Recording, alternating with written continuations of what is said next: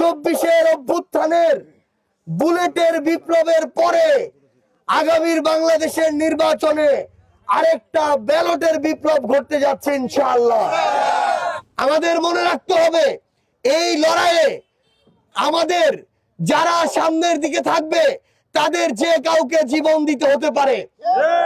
যেমনি ভাবে এই অভ্যুত্থানের পরেও আমরা আমাদের বিপ্লবী সহযোদ্ধা শহীদ ওসমান হাদি ভাইকে হারিয়েছি, কিন্তু আমরা স্পষ্ট করে বলে দিতে চাই, একজন ওসমান হাদিকে মেরে আগামীর বাংলাদেশের আধিপত্যবাদের দিকে আধিপত্যবাদের চোখ দিয়ে কেউ যদি তাকাতে চায় সে যেন মনে রাখে একজন ওসমান হাদি বাংলাদেশের গ্রামগুলোতে লক্ষ লক্ষ হাদির জন্ম দিয়ে গিয়েছে ইনশাআল্লাহ।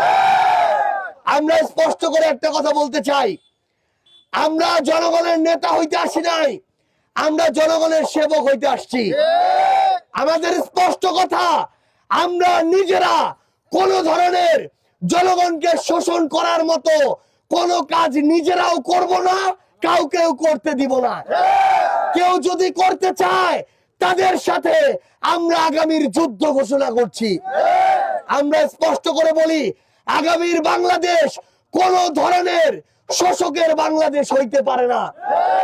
আমরা মজলুমের পক্ষে এবং ইনশাআল্লাহ এই বাংলাদেশে রক্তের বিনিময় হোক, জীবনের বিনিময় হোক, আমরা ইনসাফ প্রতিষ্ঠা করে ছাড়বো ইনশাআল্লাহ। আমরা আপনাদেরকে আহ্বান জানাই, প্রত্যেকটা ঘরে ঘরে গ্রামে গঞ্জে আপনারা আমাদের 11 দলীয় যে জোট, সেই জোটের মার্কার বার্তা ছড়িয়ে দিন। 1 আসনে আমাদের জোটের মার্কা শাপলা কলি, 2 আসনে জোটের মার্কা দাঁড়িপাল্লা।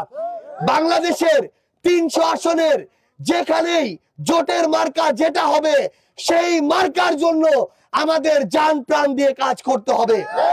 আমরা মনে করি মানুষ যখন দেখছে যে এই ন্যায়ের ইনসাফের পক্ষের দলগুলো এক হয়েছে, আগামীতে 11 দলীয় জোট আগামী নির্বাচনে সরকার গঠন করবে ইনশাআল্লাহ।